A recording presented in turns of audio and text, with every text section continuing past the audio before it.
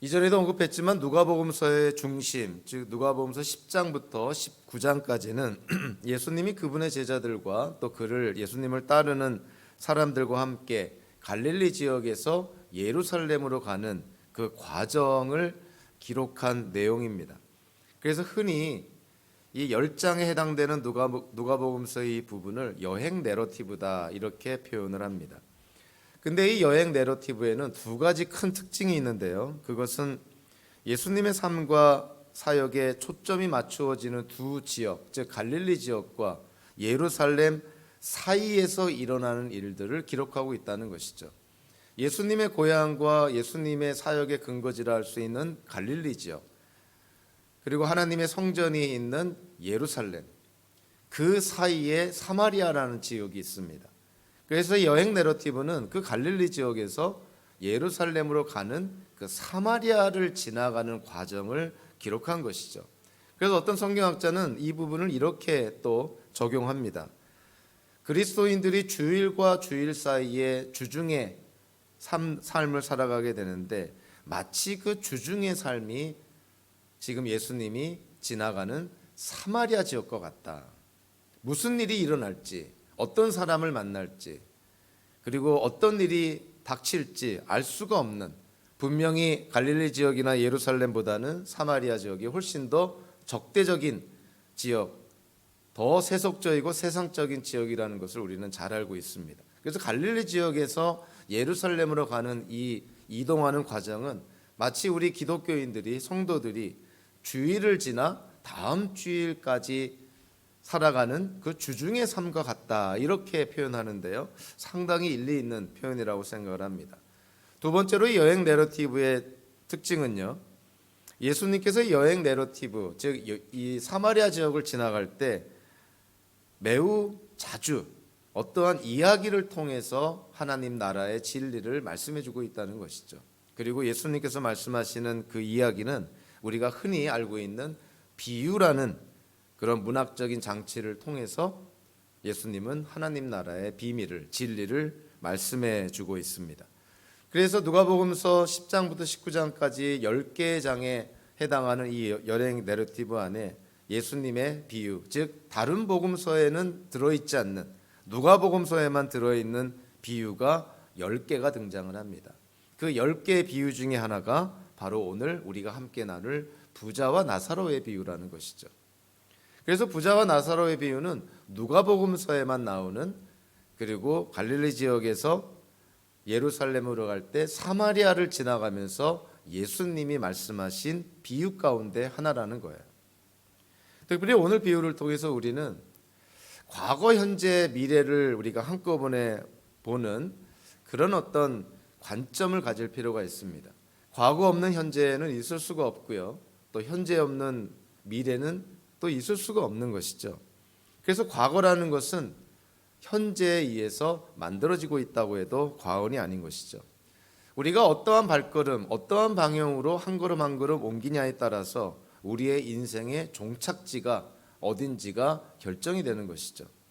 그래서 사람의 인생을 어떻게 마침표를 찍을까? 그것은 우리가 현재를 어떻게 사느냐에 달려 있다고 보는 것이죠. 그래서 오늘 본문은 특별히 우리가 죽음 이후에 예수님께서 이 땅에 다시 오시는 재림 사이의 어떤 중간 상태, 우리가 죽고 나서 예수님이 오실 때까지 우리는 어떻게 될 것인가, 여기에 초점을 맞춘다기보다도 미래를 준비하는 현재를 우리가 어떻게 살아가야 될까, 거기에 우리가 초점을 맞춰야 되는 것이죠. 그래서 우리는 그러한 질문을 먼저 우리 자신에게 하면서 오늘 본문을 바라봐야 됩니다. 우리는 지금 어디를 향해 가고 있는가? A라는 곳을 향해 가다가 죽는 순간에 갑자기 B라는 곳으로 바뀌어지는 경우는 거의 없습니다. 그거는 기적 중의 기적이고요.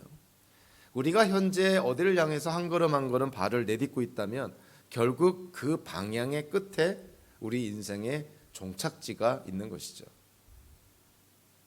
그래서 우리는 질문해야 됩니다. 우리가 지금 이 방향으로 이렇게 살아간다면 우리의 인생의 끝은 어딜까? 우리 인생의 종착지는 어딜까? 우리는 우리의 인생에 어떠한 마침표를 찍을까? 우리가 한번 생각하며 현재를 살아가야 되는 것이죠. 오늘 본문에서는 세 명의 인물이 등장을 합니다. 부자와 나사로 그리고 아브라함이 등장하게 되죠. 그러나 이 세 명의 인물보다 사실 오늘 비유에서 예수님께서 초점을 맞추는 대상은 아브라함도 아니고 부자도 아니고 나사로도 아닙니다. 누구에게 초점을 맞출까요? 부자의 5 형제들에게 초점을 맞춥니다. 그들은 어떻게 살아야 될까?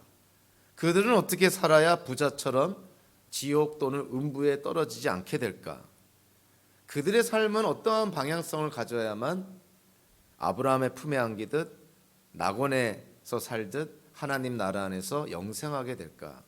결국 예수님의 오늘 비유의 초점은 과거도 아니고 미래도 아니고 현재를 아직 살아가고 있는 그 부자의 5 형제들에게 초점을 맞추고 있습니다. 자, 그럼에도 불구하고요, 오늘 우리 먼저 나사로의 인생부터 한번 보면 나사로와 부자의 인생은 아주 대조적인 그러한 인생을 살았음을, 또 인생의 결과를 맞게 되었음을 우리가 알 수가 있습니다. 이 세상에서의 삶을 바라보면 나사로는 어떠한 인생을 살았나요? 크게 2 가지로 표현합니다. 부자의 대문에 누워 있었다. 그리고 상에서 떨어지는 음식을 먹으면서 또 개들이 이 나사로의 그 상처난 종기난 헌대를 핥고 있었다. 아주 극심한 그런 어려운 상태에 있는, 극심하게 절박한 상태에 있는 나사로를 보게 되는 것이죠. 20절에서 거지 하나가 헌대투성이 몸으로 누워서 이렇게 누웠다라는 표현을 하지만 이 헬라어 원어적으로 보면 여기서의 누웠다라는 이 표현은 사실은 던져졌다라는 표현이에요.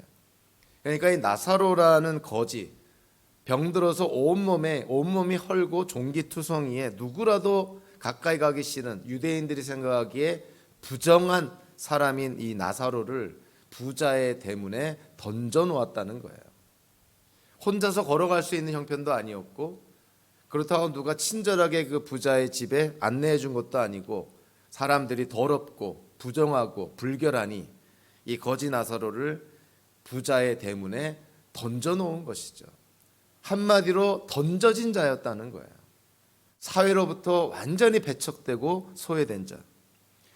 더군다나 이 나사로의 헌대를 개들이 핥고 있다고 그랬는데, 우리가 성경에서 특히 오늘 본문에서 개들이 헌대를 핥고 있었다라는 이 표현을 들으면 미국 사회에서 또는 한국 사회에서 집안에서 키우는 아주 예쁘장한 애완동물처럼 생각하지만, 여기서 말하는 개는 들개와 같습니다. 험상궂게 생긴 더럽기 짝이 없는 공포감을 불러일으키는 들개들이 와서 나사로의 헌대를 핥고 있었다. 또 이 나사로가 상에서 떨어지는 음식을 받아 먹고 있었다고 했는데, 어떤 학자는 그렇게 표현합니다. 이 당시에 유대인의 식사의 그 관행 가운데 하나가 뭐냐면, 부자들은 음식을 먹을 때 지금처럼 무슨 나이프나 포크나 무슨 냅킨이나 이런 게 있는 게 아니었죠. 그러니까 손으로 다 음식을 먹습니다.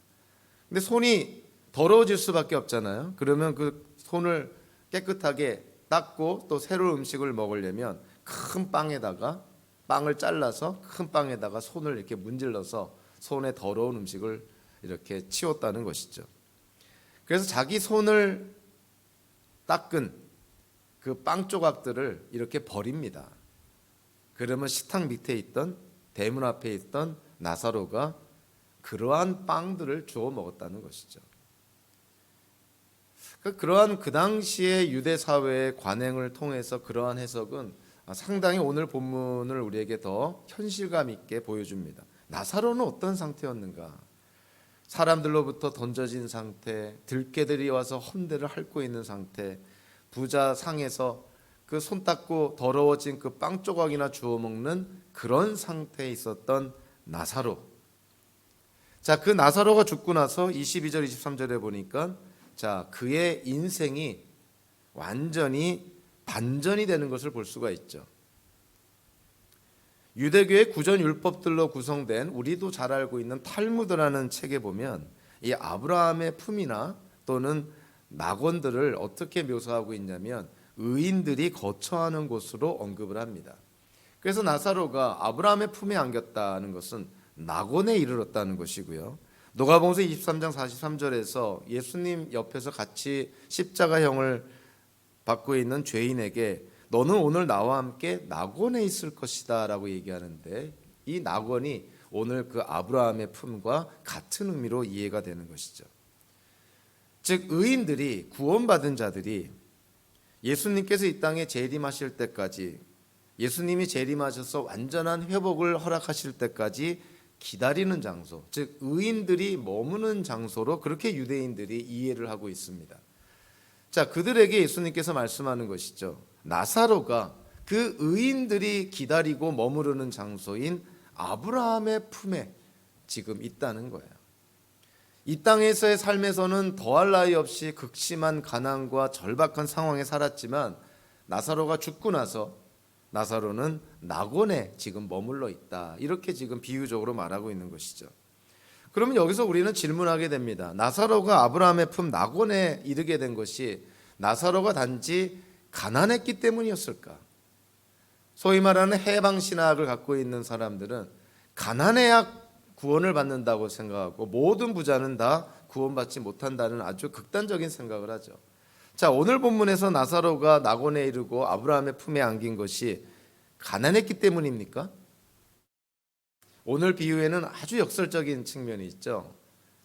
오늘 비유에서 믿음의 조상이라 할 수 있는, 또 믿음의 아버지라 할 수 있는 그 아브라함이 등장하는데, 여러분들 창세기를 통해서 아브라함을 바라보면 아브라함은 그 당시에 거부였습니다. 아브라함은 요즘 말로 하면 재벌이었던 것이죠. 재벌이었던 아브라함이 비유 속에 등장을 합니다. 가난했던 나사로가 아브라함 품에 안긴다는 것은 나사로가 가난했다는 이유가 아니라는 것이죠. 오늘 비유에서 이 나사로가 아브라함의 품에 안긴 거에 대해서 직접적인 언급은 없습니다. 자, 그런데 나사로라는 이름에서 그 단서를 우리가 찾을 수가 있어요. 나사로는 히브리어 이름인 엘르앗살의 엘르앗살을 헬라어로 음역한 것인데요. 그 엘르앗살이라는 히브리어 그 이름의 뜻이 뭐냐면 하나님께서 도우셨다라는 뜻이에요. 그러니까 나사로라는 이름 그 안에 하나님께서 도우셨다라는 뜻이 있는 것이에요.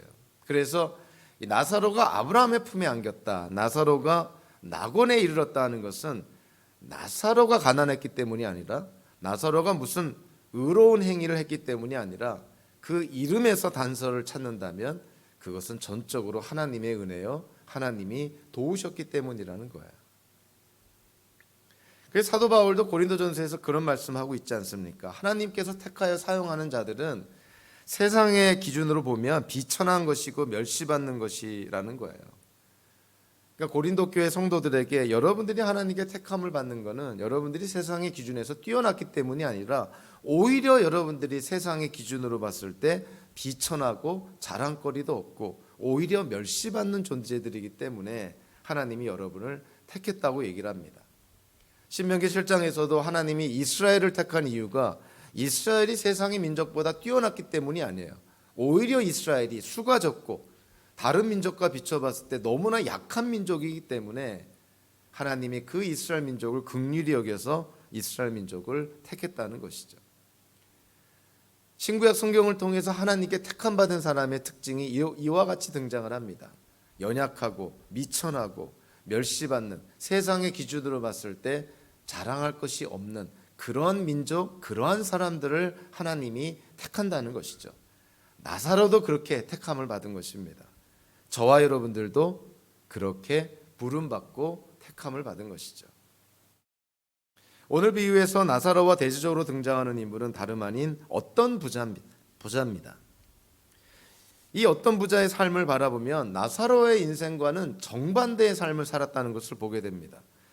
19절에 보면 이 부자에 대해서 이렇게 묘사하죠. 자색 옷과 고운 베옷을 입고 날마다 즐겁고 호화롭게 살았다.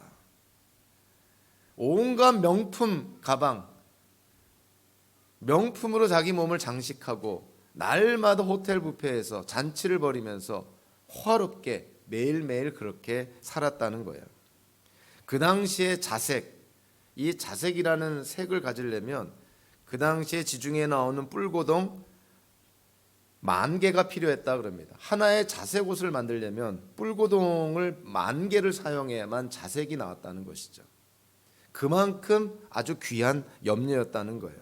고운 베옷이라 우리가 흔히 알고 있는 세마포라는 옷을 입은 것이죠. 이 세마포는 요셉이 이집트의 총리가 되었을 때 바로가 요셉에게 입혀준 그 세마포입니다. 제사장들이 입는 옷이 세마포고요, 고운 베옷이고요. 예수님의 수의도 바로 이 고운 베옷 세마포였습니다. 이 세마포를 부자가 입고 있었다는 거예요. 자색으로 물든 세마포. 얼마나 부자였는지를 우리가 알 수 있죠. 일할 필요도 없이 날마다 호화로이 생활했다는 거예요. 근데 이 부자도 역시 죽습니다.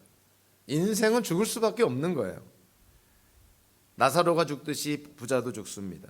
근데 부자가 죽어서 22절과 23절에 보면 인생이 반전이 일어나는 것이죠. 이 세상에서 부러울 것이 없이 호화롭게 부족한 것이 없이 넉넉하게 살다가 죽으니 그의 죽은 이후에 그의 삶의 형편이 어떻게 되었나요?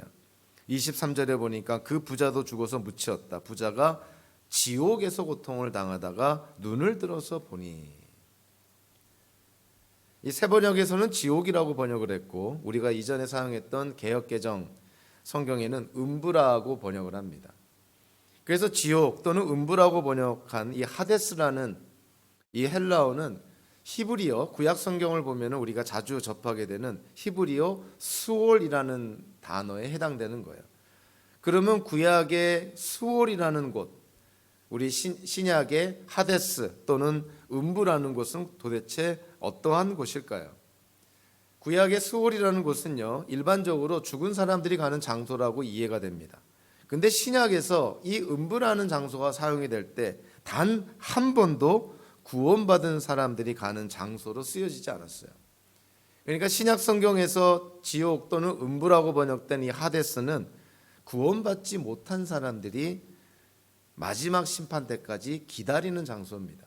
그러니까 나사로가 지금 가 있는 아브라함의 품 낙원과 반대 방향, 완전히 대조되는 장소가 바로 이 지옥 음부라는 장소인 것이죠. 특별히 오늘 본문을 통해서 우리가 사람이 죽고 나서 예수님이 오실 때까지 그 사이를 중간 상태라 그러는데 사실 성경은 이 중간 상태에 대해서 상당히 침묵하고 있습니다. 거의 언급하고 있지 않아요. 그러니까 사실 성경이 침묵하고 있는 곳에서 우리가 침묵하는 것도 당연한 우리의 태도인데요. 그럼에도 불구하고 오늘 이 거지와 나사로, 부자와 나사로에 비유해서 이 중간 상태에 대해서 좀 우리가 엿볼 수 있는 그러한 내용들이 좀 나옵니다.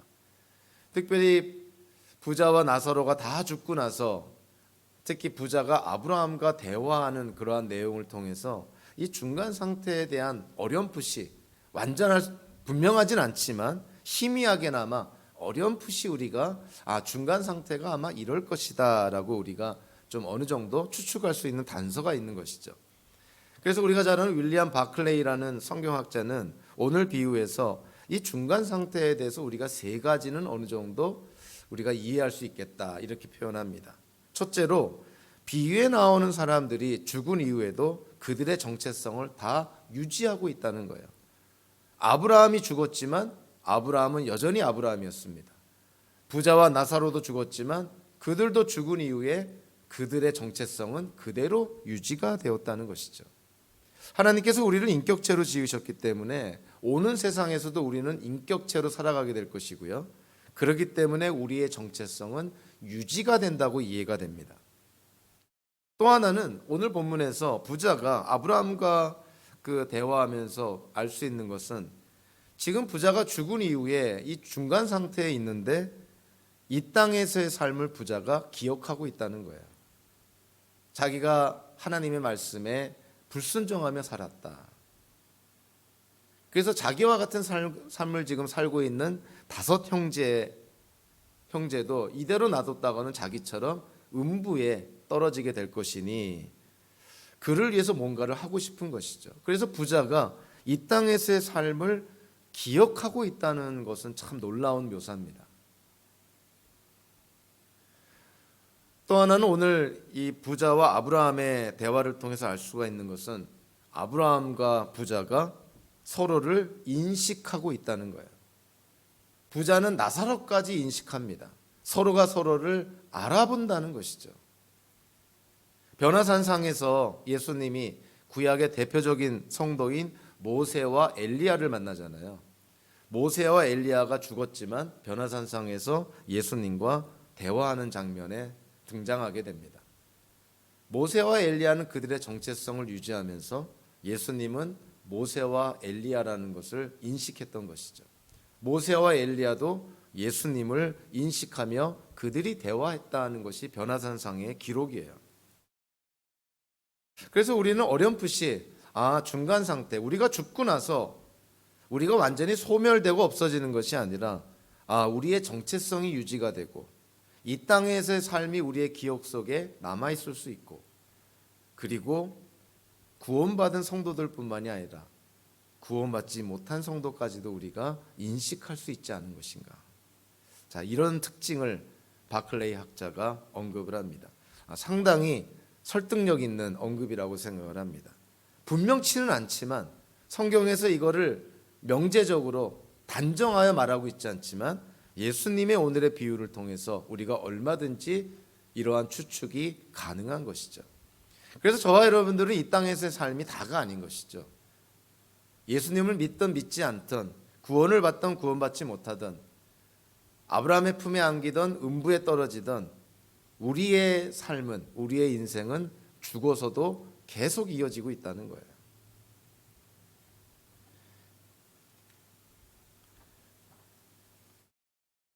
부자는 이 세상에서 부자로 살았기 때문에 음부로 가게 됐다, 이렇게 우리가 이해가 되는데요. 여기도 또 질문하게 됩니다. 이 부자가 음부에 간 이유가 과연 부자였기 때문일까요? 아까도 얘기했지만 만약에 그러한 논리라면 아브라함도 구원받지 못한 것이죠. 아마 이 부자보다도 아브라함이 더 부자였을 거라고 저는 생각을 합니다.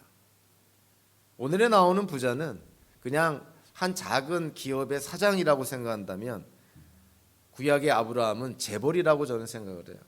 만약에 부자였기 때문에 구원받지 못한다면 오늘의 비유는 우리가 거들떠볼 필요도 없습니다. 아브라함 자체가 모순덩어리인 것이죠. 그래서 부자였기 때문에 구원받지 못한다, 이거는 성경적이지 않습니다. 많은 사람들이 그런 얘기들을 하잖아요. 낙타가 바늘기 들어가는 것은 불가능한 것처럼 부자가 천국에 들어가기가 불가능하다. 예수님의 이 말씀을 인용하면서 소위 말해서 부자를 정죄하고 부자를 비난하는 어떤 그러한 경우들을 보게 됩니다. 물론 재물에 인생을 걸고 하나님보다 재물을 우상 숭배시하는 사람들 결코 하나님 나라에 들어갈 수 없지만, 그렇다고 해서 부자라는 이유 때문에 하나님 나라에 들어가지 못한다는 것은 성경적이지 않은 것이죠. 근데 오늘 왜 부자가 하나님 나라에 들어가지 못하고 이 음부에서 고통을 받고 있을까요? 한마디로 구약에서, 즉 하나님의 말씀에 분명하게 명시된 하나님의 가르침에 이 부자가 불순종했기 때문인 거예요. 구약 성경에 보면 정말 차고 넘칩니다. 대표적으로 신명기 15장이나 아모스서 2장이나 이사야서 58장 이런 데 보면 구약의 이스라엘 민족들에게 하나님께서 반복해서 말씀을 하시죠. 사회에 소외받은 자들, 고아들, 과부들, 이방인들, 생계 능력이 없는 열악한 소외받은 자들, 그들을 저버리지 말고 그들을 잘 돌봐줘야 된다. 그러나 부자가 그런 인생을 살았나요? 전혀 그런 인생을 살질 않죠. 가진 것이 많았음에도 불구하고 매일매일 파티를 열고 부족한 것이 없었음에도 불구하고 자기 대문에 던져져서 들깨들이 와서 헌대를 핥고 있는, 상에서 떨어지는 빵 조각이나 주워 먹고 있는 나사로를 거들떠보지도 않고 아예 인식조차 안 합니다. 그 사람, 나사로라는 사람이 있는 것조차 무시해 버리는 것이죠. 뭐 불쌍하다는 마음 드는 그런 감정조차 들질 않아요.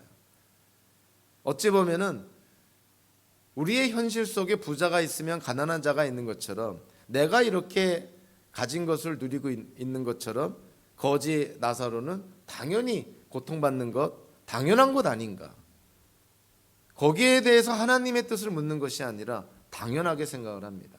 그러니까 관심이 없는 것이고, 그가 어떠한 상황에 있는지 알려고도 하지 않은 것이죠. 그래서 신약 성경을 자기 언어로 번역한 J.B. 필립스라는 성경학자는요, 오늘 본문에 대해서 이렇게 제목을 붙입니다. 사회의 불공평으로 인한 무시무시한 결과. 좀 와닿는 게 좀 다르죠. 사회의 불공평으로 인한 무시무시한 결과다. 이렇게 묘사를 합니다. 오늘 우리가 눈여겨볼 수 있는 부자의 특징은 이 부자가 매일매일 잔치를 벌였다는 거예요. 10계명 가운데 네 번째 계명이 뭡니까? 안식일을 거룩히 지키라는 것이죠.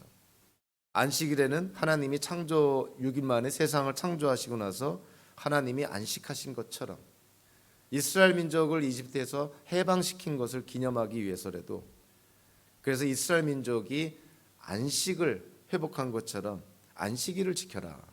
근데 이 안식일을 지켜야 되는 전제가 뭐냐면, 안식일을 바르게 지키기 위해서는 6일 동안 열심히 일해야 된다는 거예요. 즉 6일 동안 노동의 의무를 갖고 하나님이 주신 책임감을 갖고 노동을 해야 된다. 6일 동안 열심히 일해야 된다는 것이죠. 6일 동안 열심히 일하고 7일째 되는 날에 하나님이 주시는 안식일을 통해서 휴식을 취하고 재충전을 하는 것이죠. 자, 그런데 이 부자는 어떻습니까? 매일 잔치를 벌였어요. 안식일의 전제인 6일 동안 노동을 하질 않습니다. 그 자체가 사실은 안식일의 계명을 어기고 있는 것이죠. 6일 동안 노동하지 않으면서 7일째 되는 날에 안식을 한다? 그거는 안식이 아닌 것이죠. 그래서 저와 여러분들도 주일 성수를 잘 지킨다, 주일에 하나님을 예배한다, 주일에 하나님의 말씀을 우리가 공부하고 하나님의 말씀을 우리가 이해해서 어떻게 삶에 적용할 것인가, 이렇게 우리가 수고하고 노력하는 데는 어떠한 전제가 있냐면, 주일 전 6일 동안 우리에게 주어진 일을 최선을 다해야 됩니다. 학생이 6일 동안 공부는 안 하면서 주일에 주일 예배 드리고 주일 성수한답시고 자기가 해야 될 공부라는 책임은 감당하지 않으면서 하나님만 예배하고 하나님께 기도만 하면 성적이 잘 나오고 또 자기가 원하는 대학이나 대학원에 진학할 거라고 그렇게 기대한다면 그것처럼 바보 같은 생각은 없는 것이죠. 우리에게 주어진 6일 동안의 그런 노동의 의무를 우리가 충분히 한 후에 7일째 되는 날에 우리는 안식하는 것, 그것이 안식일의 계명입니다. 그런 측면에서 오늘의 부자를 바라보면 이 비유에 나오는 부자는 안식일의 계명의 가장 전제가 되는 부분부터 어기고 있었던 것이죠. 그래서 오늘 비유에서 아브라함, 비유상에 나오는 아브라함이 모세와 예언자들의 그런 말씀, 그들의 가르침을 지켜야 된다고 강조했을 때 이 부자는 어떤 암시가 있습니까? 부자가 이 땅을 살 때 모세와 예언자들이 가르친 하나님의 말씀을 지키지 않았다는 거예요. 대표적으로 안식일의 계명을 지키지 않았다는 것이죠. 죄는 두 가지가 있는데요, 우리가 하지 말라는 것을 행했기 때문에 지은 죄가 있고, 또 하나는 우리가 해야 될 일을 하지 않았기 때문에 지은 죄가 있습니다. 오늘의 부자는 후자에 해당되는 것이죠. 해야 될 것을 하지 않았다는 거예요. 부자로서 하나님이 재물을 맡겨주셨으면 그거를 하나님의 뜻대로 사용해야 되고, 특별히 자기 주변에 있는 어려운 사람들을 돕는 것이 당연한 하나님의 백성의 도리인데 그와 같은 것들을 무시하고 행하지 않았다는 것이죠. 유대인의 유명한 랍비 가운데 한 명의 이름이 힐렐이라는 사람이 있습니다. 이 힐렐이라는 사람한테 한 이방인이 이렇게 도전을 합니다. 자기가 한 다리로 서 있는 동안에 하나님의 율법을 한 문장으로 요약해보라. 그렇게 힐렐이라는 랍비에게 도전을 합니다. 힐렐이라는 랍비가 어떻게 대답을 했냐면요, 이렇게 말합니다. 당신에게 혐오스러운 것을 다른 사람에게 행하지 마시오. 이것이 하나님의 율법이고 나머지는 이 율법의 주석입니다. 이렇게 답했다고 그래요. 남이 싫어하는 거 남에게 하지 말라. 남이 혐오스럽다고 생각하는 걸 남에게 행하지 말라는 거예요. 그러니까 유대인 랍비 힐렐은 하지 말라고 얘기한 것이죠. 근데 거의 같은 의미지만 전혀 다른 측면에서 예수님이 말씀하시죠. 마태복음 7장 12절, 우리에게 황금률이라고 알려진 말씀을 합니다. 그러므로 너희는 무엇이든지 남에게 대접을 받고자 하는 대로 너희도 남을 대접하여라. 하지 말라가 아니라 하라라고 명하는 것이죠. 부자는 해야 될 일을 하지 않은 죄를 범한 것입니다. 모세와 예언자들을 통해서 하나님의 율법을 통해서 택함받은 선민이었던 이스라엘 민족에게 하나님이 강조하고 강조했던 이웃사랑의 실천을 이 부자는 행하지 않았던 것이죠. 그것이 부자가 죽은 후에 음부에 떨어지는 징계를 받게 된 것입니다. 아까도 얘기했지만 오늘 비유의 초점은 나사로도 아니고 부자도 아니고 아브라함도 아닙니다. 오늘 비유의 초점은 아직 살아있는 부자의 5 형제, 이들에게 초점을 맞추는 것이죠. 자, 부자가 음부에 가서, 지옥에 가서 아브라함에게 간청하는 것이죠. 자기의 형제들을 좀 돌봐달라. 그 형제들이 나처럼 음부에 떨어져서 고통을 당하지 않도록 무언가를 하고 싶다는 것이죠. 하다못해 죽은 나사로를 부활시켜서 그 나사로로 하여금 자기 형제들을 회개케 하고 돌이키게 해서 이 음부에 떨어지지 않도록 했으면 좋겠다는 것이죠. 우리는 그걸 통해서, 특별히 오늘 보면 27절, 28절을 통해서 이 5 형제들의 삶도 오늘 이 지옥 음부에 있는 부자의 삶과 별반 다르지 않다는 걸 깨닫게 됩니다. 그러니까 이 부자가 더욱 간절하게 간구하는 것이죠. 자기와 같은 인생을 살고 있는 자기의 형제들, 그냥 놔뒀다가는 자기처럼 음부에 떨어질 것이 분명하니 자기는 어쩔 수 없다 하더라도 자기 형제들은 구하고 싶었던 것이죠. 그래서 형제들의 삶도 부자의 삶과 다르질 않습니다. 그래서 그 형제들의 삶이 결국은 어떻게 결정이 된다는 것이죠. 그 형제들의 삶이 만약에 모세와 예언자들의 말을 듣는다면, 즉 하나님의 말씀을 이해하고 깨닫고 순종한다면 그들의 인생은 지금 음부에 있는 부자의 그런 결과와는 다를 거라는 거예요.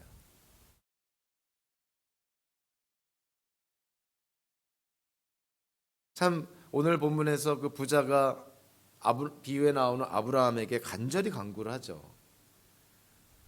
나사로를 다시 살리게 해서 부활시켜서 자기 형제들에게 가서 이 말씀을 전한다면 그들이 회개하지 않을까. 그들이 회개하고 음부에 떨어지지 않고 아브라함의 품 낙원에 이르지 않을까, 이런 것이죠. 근데 거기에 대해서 아브라함이 30절과 31절에서 아주 단호하게 얘기를 합니다. 모세와 예언자의 말을 듣지 않는다면 죽은 사람 가운데서 누가 살아난다고 해도 그들은 믿지 않을 것이다. 눈앞에서 죽은 자가 살아나는 기적이 일어난다고 해도 그들은 믿지 않게 될 것이다. 우리가 생각할 때는 정말 눈앞에서 죽은 자가 살아난다면 모든 사람이 다 믿을 것 같죠. 우리가 당연히 그렇게 기대를 합니다. 근데 그렇지 않은 것이 현실이라는 거예요. 예수님께서 전하신 비유 가운데 유일하게 구체적인 이름이 등장하는 비유가 오늘의 비유입니다. 특히 나사로라는 이름이 등장하게 되죠. 이 나사로 하면 우리가 생각나는 사람이 있죠. 누굽니까? 실제로 존재하고 실제로 복음서에 기록되었던 예수님께서 나의 친구라고 명했던 나사로. 요한복음서에 기록된 나사로의 부활 사건 우리가 잘 기억합니다. 나사로가 죽었는데 예수님이 나사로를 부활시키잖아요. 물론 잠시 부활한 것이죠. 예수님처럼 영원히 부활하신 것이 아니라 잠시 부활했지만 어쨌든 죽은 나사로가 수의를 온몸에 뒤집어 쓰고 무덤에서 걸어 나오는 장면이 성경에 기록이 되어 있습니다. 어마어마한 사건이었던 것이죠. 자, 그런데 요한복음서 11장에서 나사로가 부활했을 때 예수님이 지금 무덤에서 썩어서 냄새나는 아직도 수의를 걸치고 있는 죽은 시체인 나사로가 걸어서 나왔을 때 그 장면을 목격한 모든 사람들이 다 예수님을 믿고 다 하나님을 믿었을까요? 아닙니다. 나사로가 살아나오는, 나사로가 부활하는 것을 눈으로 목격한 유대인들의 반응이 두 가지로 나누어지게 되죠. 이와 같은 일을 행하신 하나님을 찬양하고 하나님을 경외하는 자들도 있었던 반면에 예수님이 나사로를 부활시켰다는 이 사실을 예루살렘에 있는 유대인 지도자들에게 고자질하러 가는 사람들도 있었어요. 눈앞에서 죽은 자가 살아나는 기적을 체험하고도 믿지 않는 사람들이 더 많았다는 거예요. 오히려 요한복음서 11장 53절에 보면 뭐라고까지 얘기하냐면 예수님이 죽은 나사로를 부활시켰기 때문에 그 예수님의 부활 사건 때문에 예수님을 더 많이 믿게 되니, 자, 그들이 어떠한 모의를 하냐면요, 그날로부터 예수님을 죽이려고 모의하였다. 예수님이 죽은 자를 부활시켰음에도 불구하고 예수님을 죽이려고 그들이 계획을 세우고 모의하였다는 거예요. 자, 오늘 비유에서 아브라함이 그 부자에게 얘기를 하죠. 모세와 예언자들의 말을 듣지 않는다면 죽은 사람이 살아난다고 해도 믿지 않을 것이다. 현대에 적지 않은 사람이, 아마 저도 그랬습니다. 저도 젊었을 때 20대에 예수님을 믿기 전에 그런 생각을 많이 했었죠. 뭔가 분명한 어떤 증거를 하나님이 허락하시면, 눈앞에서 뭔가가 벌어지면, 뭔가를 경험하게 되면 내가 분명히 예수님을 믿을 것 같은데, 그래서 그러한 것들을 기다렸던 적이 저도 기억이 납니다. 그러나 오늘 말씀에서 하나님은 분명하게 말씀을 하시죠. 우리에게 하나님의 뜻을 분명하게 계시하여 주신 구약으로 보면 모세와 예언자들의 말씀, 전체적으로 우리가 얘기하면 성경에 기록된 하나님의 말씀을 믿지 않는다면 죽은 자가 부활하여서 눈앞에 나타나도 하나님을 믿지 않게 될 것이고 예수님을 하나님으로 인정하지 않게 될 거라는 거예요. 여러분들, 기적이 반드시 믿음을 생겨나게 하진 않습니다. 믿는 자의 삶 속에서 기적은 일어날 수 있지만 기적이 일어났다고 해서 모든 사람이 다 구원에 이르는 믿음을 갖는 것은 아니라는 거예요. 굉장히 심각한 그러한 가르침인 것이죠. 오늘 비유에 나오는 이 부자를 어떤 성경학자는 너무 늦게라는 표현으로 묘사를 합니다. 이 부자는 나사로를 너무 늦게 알아봤어요. 살아있는 동안에는 거들떠보지도 않았는데 너무 늦게 알아봤습니다. 그리고 죽고 나서야 음부와 낙원이 너무나 간격이 넓어서 건널 수 없다는 것도 너무 늦게 알았어요. 자기 형제들에 대해서, 자기와 같은 삶을 살고 있는 자기 형제들에 대해서 너무 늦게 걱정하게 되었어요. 하나님의 율법에 너무 늦게 귀를 기울였습니다. 결국 이 부자는 모든 면에서 너무 늦었어요. Too late. 너무 늦었어요. 돌이킬 수 없는 상황에 도달하게 된 거예요. 그래서 이 부자를 통해서 우리는 깨달아야 됩니다. 하나님이 우리를 부르실 때 우리는 너무 늦기 전에 응답해야 되는 것이고, 너무 늦기 전에 하나님 앞에 겸손하게 나가야 되는 것이고, 너무 늦기 전에 내 생각이 아니라 하나님의 생각에 우리가 조종이 돼야 되는 것이고, 너무 늦기 전에 세상의 그 어떤 것이 아니라 예수님을 믿어야 된다. 죽고 나면 더 이상 돌이킬 수 없다는 것이 성경의 명확한 가르침입니다. 일단 죽으면 두 번의 기회, 세컨 찬스는 없는 것이죠. 모든 사람들은 나름대로 이 세상을 바라보는 시각과 관점을 갖고 살아갑니다. 세계관이라는 것은 모든 사람이 다 갖고 있어요. 꼭 배워야만 갖는 것이 아니에요. 그냥 태어나서부터 그냥 자연 본능적으로 갖게 되는 것이 그들 자신의, 우리 한 사람 한 사람의 세계관이라는 것이죠. 기독교 세계관은 과연 무엇일까? 어떤 세계관을 전공한 그 학자는요 이렇게 얘기를 합니다. 세계관을 우리가 이해하고 파악을 할 때 나는 도대체 어떠한 세계관을 갖고 있고 주변 사람들은 어떠한 세계관을 갖고 있는지를 이해할 때 이 7가지 질문을 하라는 것이죠. 진정으로 참된 최고의 실제, 존재하는 것 가운데 가장 으뜸이 과연 무엇인가? 우리를 둘러싸고 있는 이 세계의 본질이 무엇인가? 인간이 무엇인가? 인간은 죽으면 어떻게 되는가? 우리에게 지식이라는 것은 가능한가? 무엇이 옳고 무엇이 그른지를 우리는 어떻게 알 수 있는가? 인간의 역사는 과연 의미가 있는가? 이런 아주 너무나 핵심적인 질문에 우리가 답을 하면서 우리의 세계관을 파악을 하고 다른 사람의 세계관도 파악을 해야 된다는 것이죠. 특별히 7가지 질문 가운데서 오늘의 비유와 가장 유사한 질문은 4번째 질문인 것이죠. 인간이 죽으면 어떤 일이 일어나는가? 여기에 대해서 우리가 어떤 대답을 하느냐에 따라서 우리의 세계관이 너무나 달라진다는 거예요. 어떤 사람은요, 우리는 죽으면 소멸된다, 없어진다라고 얘기를 합니다. 굉장히 비성경적이고 반기독교적인 그러한 이론인 것이죠. 인간이 죽으면 다 없어지나요? 영혼이 소멸되나요? 아닙니다. 영혼은 불멸하는 것이죠. 우리 인간은 없어지는 것이 아니에요.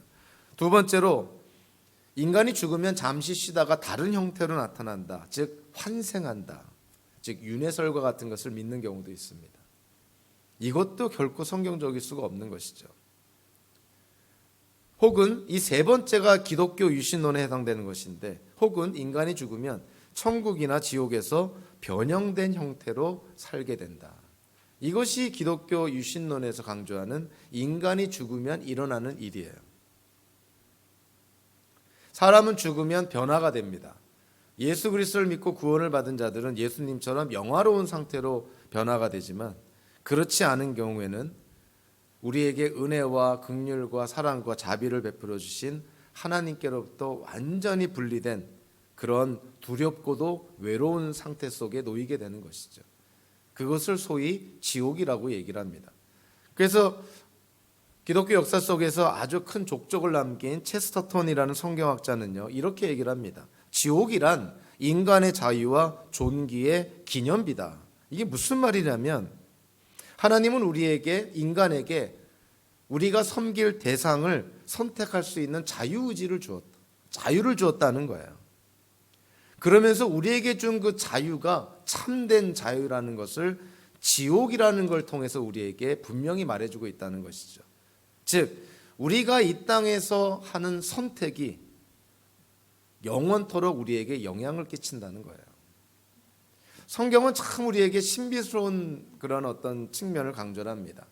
온 우주 만물이 하나님의 뜻 가운데 창조가 되었고, 하나님이 지금도 붙드시고 계시고, 하나님의 뜻 가운데 이 세상을 이끌어 가시지만, 그럼에도 불구하고 하나님의 형상대로 지음받은 인간에게는